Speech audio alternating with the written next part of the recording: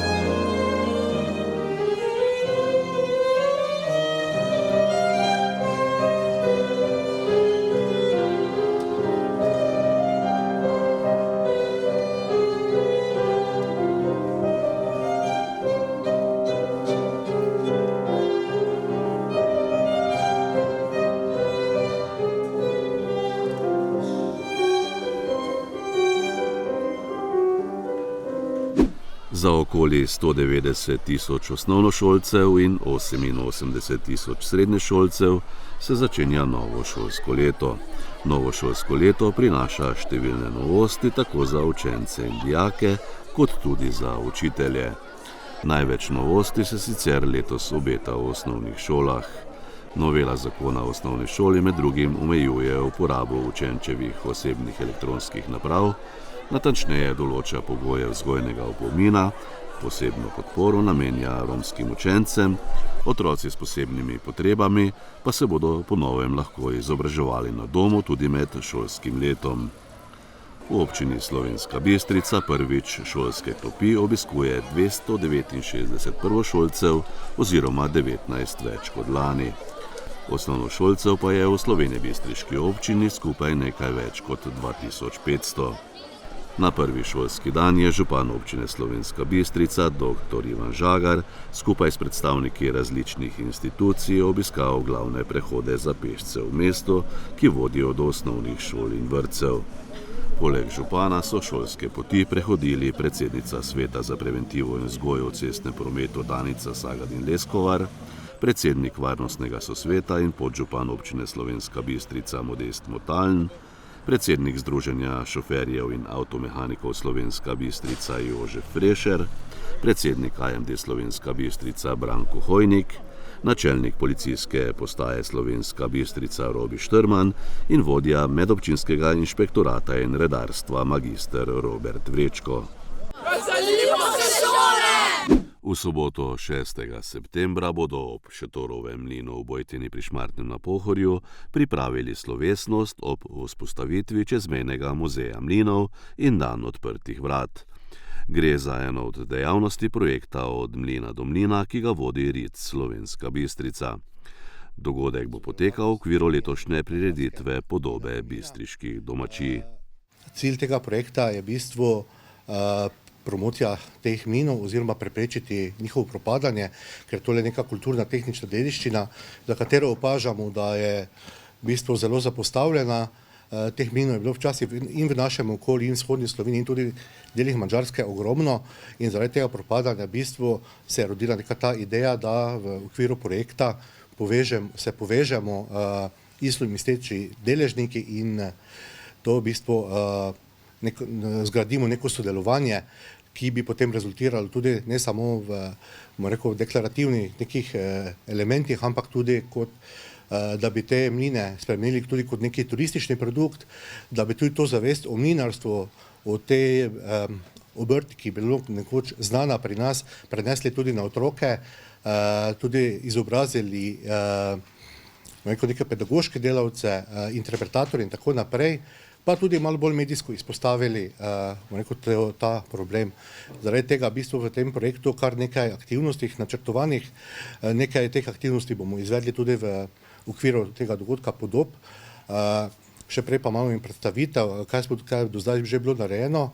V bistvu glavna, pa mogoče tudi partnerji na slovenski strani so RIT Slovenska Bistrica kot vodilni partner, jaz kot vodja projekta, potem Zavod Babičev mlin, ki upravlja z Babičevim mlinom, ki je verjetno najbolj znan mlin, spravi mlin na Muri v Veržeju, potem tudi Muraba, ki skrbi za čezmejne razvojne projekte iz Monoštra, spravi iz Madžarske, potem Državna slovenska samouprava, ki je v bistvu predstavniški organ narodne manjšine na Madžarskem, in potem še eno društvo iz Velema. Se pravi, ta projekt ima zelo široko, tudi mednarodno razsežnost.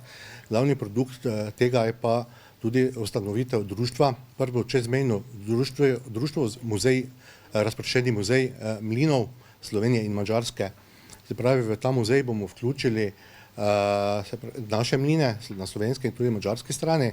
Na naši strani delamo intenzivno na tem, da bi vključili ta Šetorov mlin, potem imamo tukaj na sosednjem bregu še tudi Jakčev mlin, kjer tudi v bistvu poteka neke aktivnosti.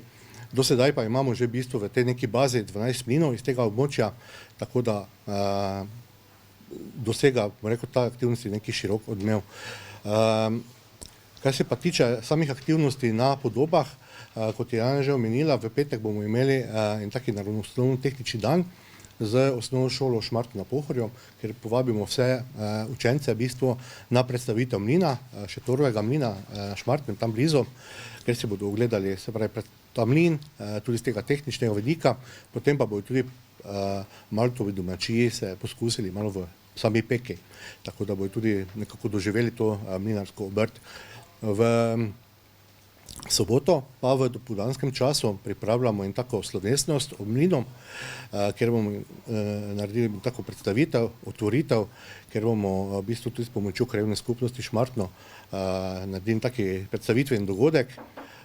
V samem središču dogajanja, tukaj v centru oziroma v Bistrici, pa boste lahko tudi poskusili nekaj pekovskih izdelke, ki se bojo v bistvu pekli tukaj na licu mesta, kot je že Srečko omenil, s pomočjo naših kmečkih žena.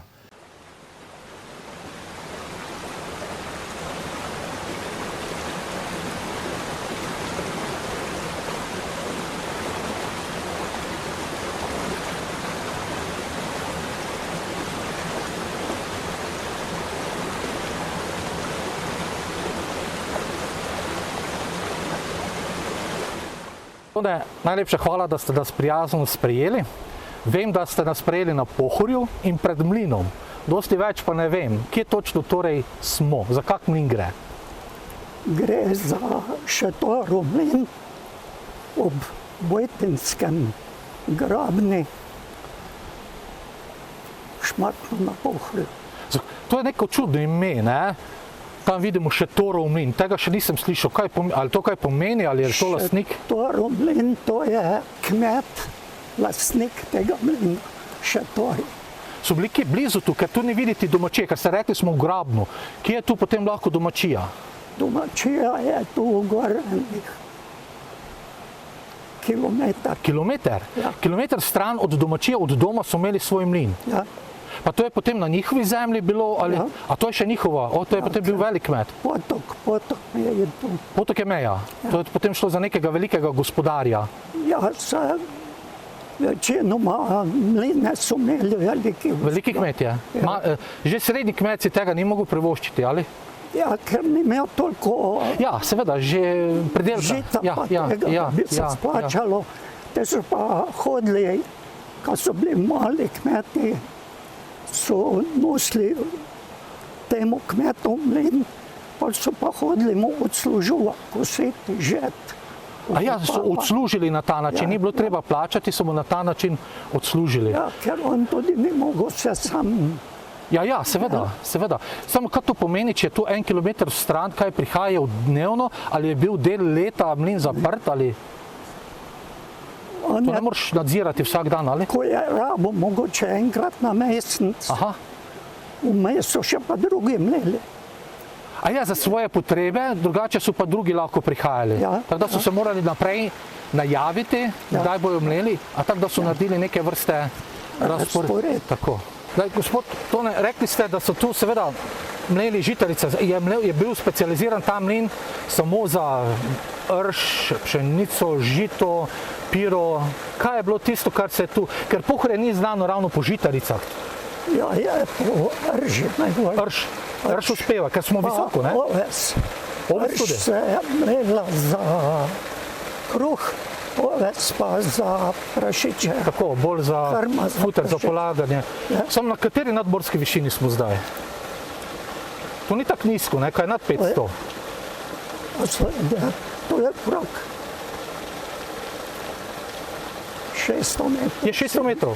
In zdaj, če kmet žive v gor, so tu bile njive, so bile tam, Ja, okrog. vse okrog domačije. Ja. Ker zanima me transport do mlina, ker včasih žakle naložiti, pa to ni kar tako po teh grabnih pripeljati, sploh vreča do sem.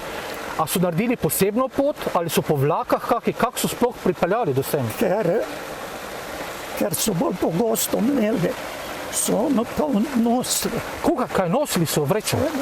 Na ramenih so prinesli vrečo sem.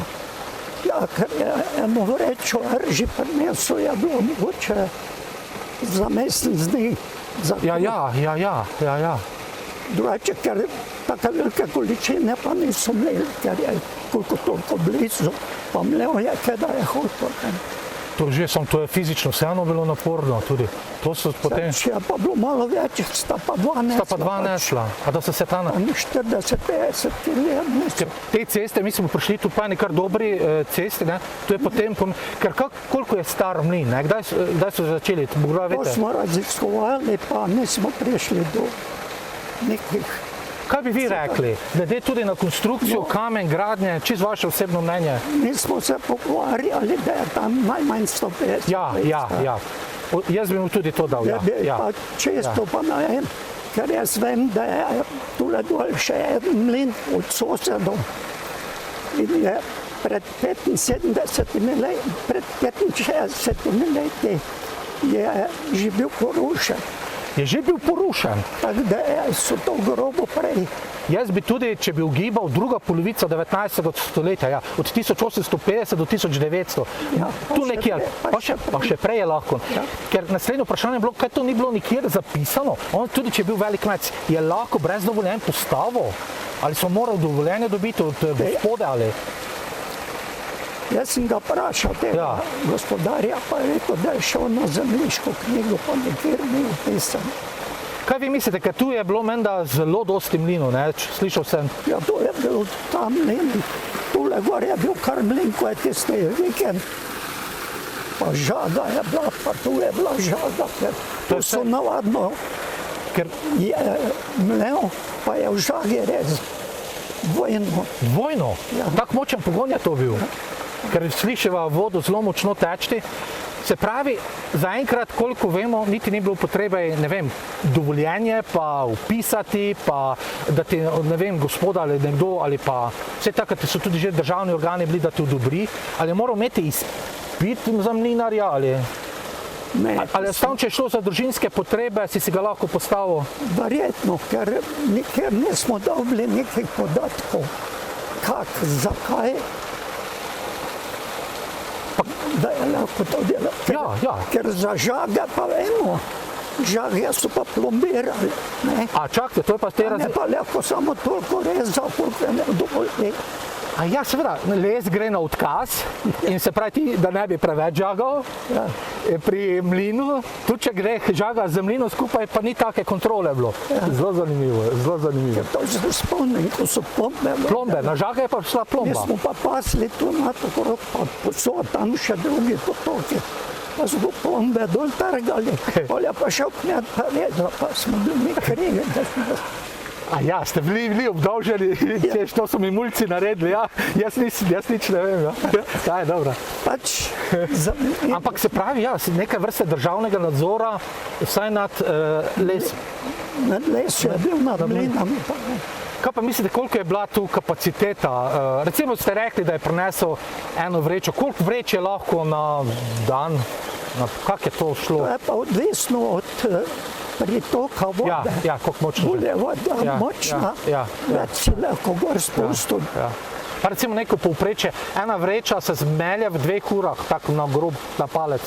Bi rekli. Te bi mogla biti hudomočna. Celo, ne gre hitreje. Drugače pa ena vreča, takala voda, ko je zdaj, 4-5 ur. A vseeno? Ja. Tako da to se ni dalo, ne vem. To se enkrat šlo skozi bolj na grobo.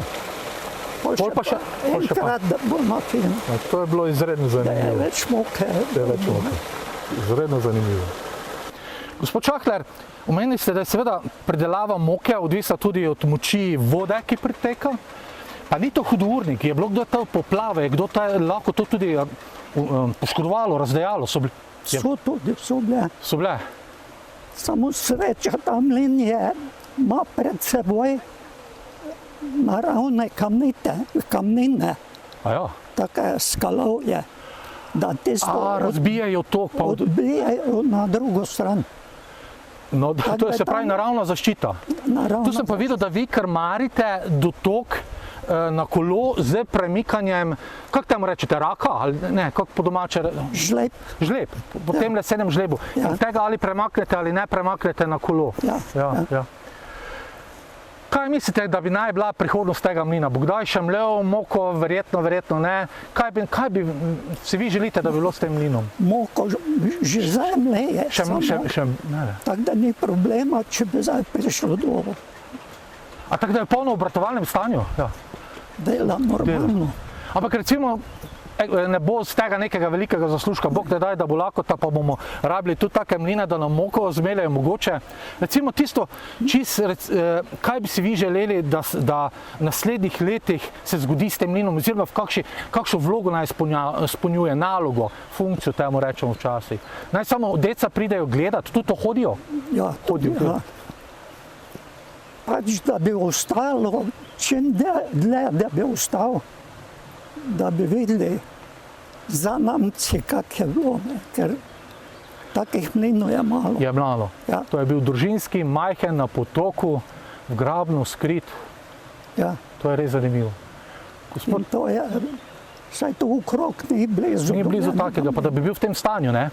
Ja, ker tam je bil na Tinju, je bil eden samo ni interesantno, da bi popravljali, ker to je ogromno delo. To je ogromno dela? Na tem mlinu je vsako leto okrog 100 ur dela. 100 ur dela samo, da... In tu ste vi tisti, ki večino teh 100 ur... Ja, sam ne moreš, moraš imeti prijatelje, pa to češ malo okrog pokusiti. Da bo sploh preživel. Ja. Gospod Čahler, najlepša hvala. Saj zato tudi imamo take projekte, kot je ta, da bi ljudje najprej izvedeli za njega, potem pa da bi tudi se odločili, da mogoče po svojih močeh pomagajo. Tudi če bi prišli kdaj pokusiti travo, bi že dosti... Ja, vse drugo pa tak. Tu pa tam kaj, prebarvati, kak del zamenjati. Ja. Sicer je pa kamnit, ne? To ima življenjsko dobo, lahko še pa še, ne? Kot ogrodje to ustaviti, no treba streho pa...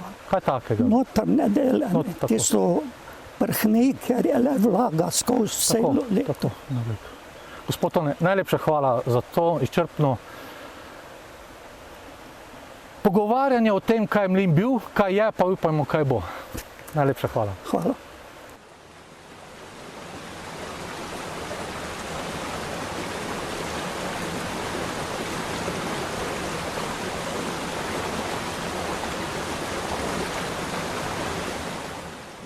Za uvod v zanimiv in razgiban 11. športni vikend občine Slovenska Bistrica so tudi tokrat poskrbeli nogometaši. Tradicionalna dobrodelna tekma med gospodarstvom v rdeči športni opremi in negospodarstvom v belih odtenkih športne opreme je ponovno dala zmagovalca. Po 60 minutah igre, ki se je začela še v lepem vremenu in končala s pravim nalivom iz neba, so zmago z 2-0 sebi priigrali zaposleni v gospodarstvu, kapetan ekipe Mirko Stegne. Tekma bila skoraj enakopravna, enakovredna. V osnovi, ko smo bili v garderobi, ko smo videli bele drese in bivše igralce, ni nas bilo strah. Mislim pa, da nas je malo spodbudilo, da smo še bolj laufali in zaradi tega smo tudi prišli do 2:0. Vsi v življenju delamo za zmage. Jaz pravim, v življenju so zmage, porazi in izzivi. 11-terica negospodarstva je kljub novečnem porazu na igrišču pustila dober pečat. Super, da se tradicija nadaljuje. Vidi se, da je gospodarstvo v dobri formi, tako da iskrene čestitke. Zdaj so nas že, mislim, 3. ali 4. leto zapored so bili boljši od nas in tako da mi se bomo trudili drugo leto, da se še boljše pripravimo in poskušamo končno po parih letih zmagati. Tako da na tem mestu pa še enkrat vse čestitke gospodarstvu in vse dobro. V prvem polčasu, ki je bil odigran kar na kakovostnem nivoju, je bilo kar nekaj priložnosti na obeh straneh. Vendar je v tem delu igre žoga samo enkrat našla želeni cilj. Gospodarstvo je povedlo v 15. minuti, ko je lep gol dosegel Anže Stegne. Gol vreden, da ga vidimo še enkrat.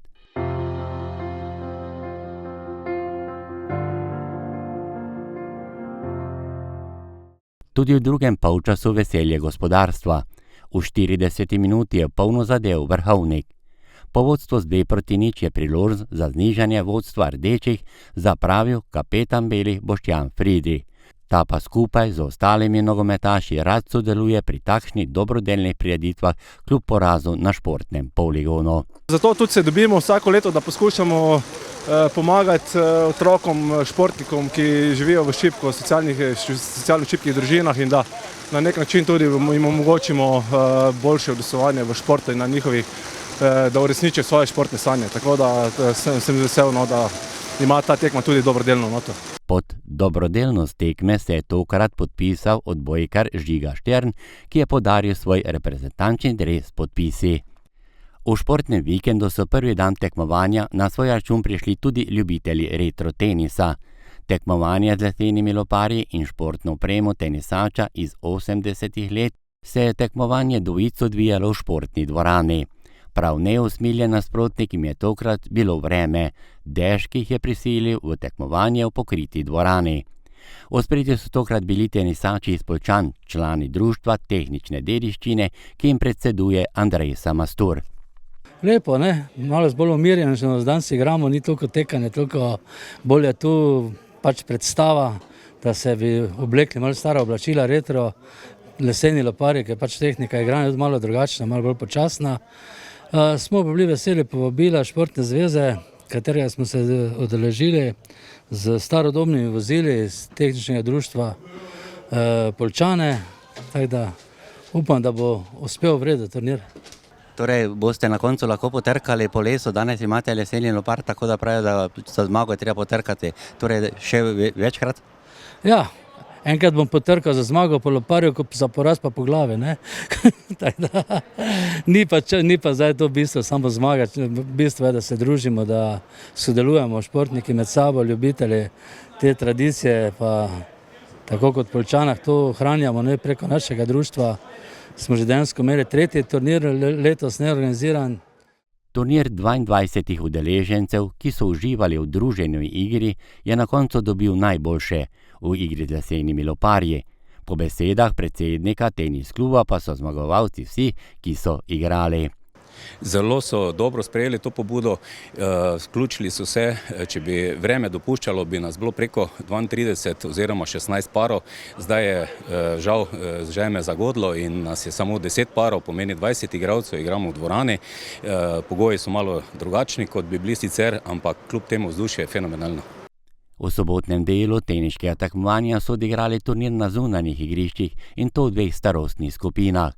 V starostni kategoriji igralcev do 50 let se je med sabo pomerilo 14 udeležencev. V zanimivem in družabnem delu tekmovanja se je na najvišjo stopničko povzpel Blaž Mijovič. Na drugi stopnički mu je družbo delal Marko Praznik, do 3. mesta pa je prišel Marko Jamnikar. Tudi v tekmi šesterice v starostni skupini nad 50 let je zmaga romala v družino Mijović. Simon je bil prvi, drugi je bil Simon Grbec, tretji pa Robert Pipuš. V športnem vikendu se je veliko dogajalo tudi na 64 črno-belih šahovskih poljih. Najbolj slavnostno je bilo na sprejemu za novega članskega državnega prvaka v standardnem šahu Aljošo Tomazinija. Aljoša, član šahovskega kluba Impol, je prav sredi meseca avgusta, natančneje med 15. in 22. avgustom, na turnirju v Mariboru med 62 šahisti dvignil pokal za naslov državnega prvaka. Meni je to naslov pomeni zelo veliko, če gledamo celokupno, je to verjetno tudi največji uspeh moje šahovske kariere, ki se je sicer tehnično gledano končala že nekaj časa nazaj do sedaj, teda z tega vidika gre za mene za zelo velik rezultat. Tudi kar se kluba tiče, tu sicer velja poudariti, da je dvakratni naslov državnega prvaka osvojil že moj brat pred leti, tako da ni to prvi naslov za klub, ampak vsekakor pa mislim, da tudi za klub predstavlja to en zelo velik uspeh. Aljoša Tomazini je z naslovom tudi potrdil zgodovinski dosežek bratov Tomazini. Mlajši Bražan se je z naslovom prvaka ovenčal že leta 2012 in leta 2016. Brata Tomazini sta tako edina brata, ki sta postala članska državna prvaka v šahu. Uspeh s tretjim mestom med dekleti do 20 let je dopolnila tudi članica šahovskega kluba Impol Maša Polič-Koniček. V Bistrici je na športnem vikendu šahovskega turnirja sodeloval tudi mlad matematični genij Edvard Kaloh, ki je nastopil na Slovenija ima talent 2024 in se tam uvrstil tudi v finale. Drugi dan športnega vikenda so v športnem parku odprli tudi obnovljeno kegljišče. Več o tem pa predsednik keglaškega kluba Impol Silvo Kunčič.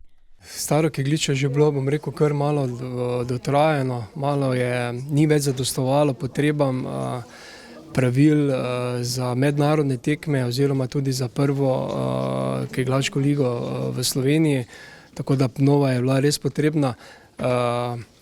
Prinaša pa zelo veliko, prinaša nam, bom rekel, spet dolgoletno delovanje kluba na tem kegljišču, prinašalo bo vrhunske rezultate, dobre pogoje za treninge, tako, bom rekel, članic, mladink, kadetov, mladincev in tudi seveda rekreacije. Velike rekreacije imamo v Slovenski Bistrici in so kar veseli, da smo lahko kegljišče prenovili oziroma da so nam ga prenovili in da bomo lahko delovali še naprej. Zgodovina bistriškega rekreativnega športa se je v nedeljo dopoldan 31. avgusta in to v okviru športnega vikenda pisala tudi na plavalnem 25-metrskem bazenu. Prvič uradno seveda so med sabo v štafeti tekmovali športni klubi in društva, ki delujejo v okviru športne zveze. Tekma dvojic, in to na razdalji 100 metrov oziroma 50 metrov na posameznika, se je udeležilo 5 ekip. Prišle pa so iz košarke, boksa 2 ekipi, atletike in šaha. Najhitreje sta s progo opravila tekmovalca, ki sta zastopala barve bistriškega košarkarskega kluba. Ja, lepo je sodelovati na takih dogodkih. Lepo je bilo sodelovati na prvem takem dogodku v Bistrici. Mislim, da bi bilo lepo še da organizirati kak tak dogodek in ga še nadgraditi. Drugače pa na eno plavanje, mislim, da smo s tekmovalcem Luko rutinirano upravili z nalogo. Na tekmovalni progi številka 1 sta do skupnega drugega mesta priplavala člana atletskega društva Ranko Leskovar in Tadej Repnik. V bistvu smo z Rankotom zelo zadovoljni z doseženim drugim mestom, glede na to, da nismo oba dva iz plavalnih vrst in dejstvo je, da atleti nasploh ne slovimo glih po neki zelo veliki plovnosti, tako da smo z rezultatom odlično zadovoljni, seveda. Pokal za 3. mesto pa sta ponosno dvignila brata Jan in Žan Urek, ki sta nastopala za boks klub Slovenska Bistrica. Najno plavanje z bratom se mi je zdelo odlično, saj smo amatera totalna, pa smo prišla za nedeljo, da vidimo, kak je to prvi dogodek, pa se je zdel dogodek fajn, ful vredi, za šport Slovenske Bistrice se mi zdi odličen. Ekipe, ki so prebile let tega prvega nastopa, pa za naslednji, že 12. športnih vikend pozivajo ostale klube in društva, da se jim pridružijo. V nedeljo so na svoj račun prišli tudi igralci pickleballa. Turnir je bil organiziran na bazenskem kompleksu. Zmagalo je moštvo pod imenom Krajnc, druga je bila ekipa Leskovar, tretja pa zasedba ekipa Praznik. Med seboj se je merilo 6 dvojic. Organizatorji pa so v okviru športnega vikenda izvedli tudi tekmovanje o mlajših selekcijah in to v košarki in nogometu. Sam športni vikend letos jaz mislim, da je zelo uspešen. Žal nam je prva 2 dni pokvarilo malo vreme, ampak kljub temu smo se znašli, vse turnirje in tekmovanja predstavili v dvorane, notranje prostore, tako da športni vikend v celoti ocenjujem kot zelo uspešen letos. Znova je bil zelo pester nabor športov. Kako ste torej zadovoljni z izvedbo? Jaz mislim, da sem zelo zadovoljen, da program, ki smo si ga zastavili, poteka v skladu s temi pravili in nekje na sredini tega športnega vikenda 11. po vrsti smo. Še nekaj dogodkov bo v mesecu septembru, med njimi tudi spon na Tri kralje, kolesarski spon in še ostale aktivnosti, ki bodo. Tako da jaz se zahvaljujem vsem, ki so pristopili k izvedbi tega. Uspešno smo ga naredili. In jaz verjamem, da bo postal še naprej tradicionalen, da tudi drugo leto, ko se vidimo na 12. športnem vikendu, bo zadeva še moče boljša.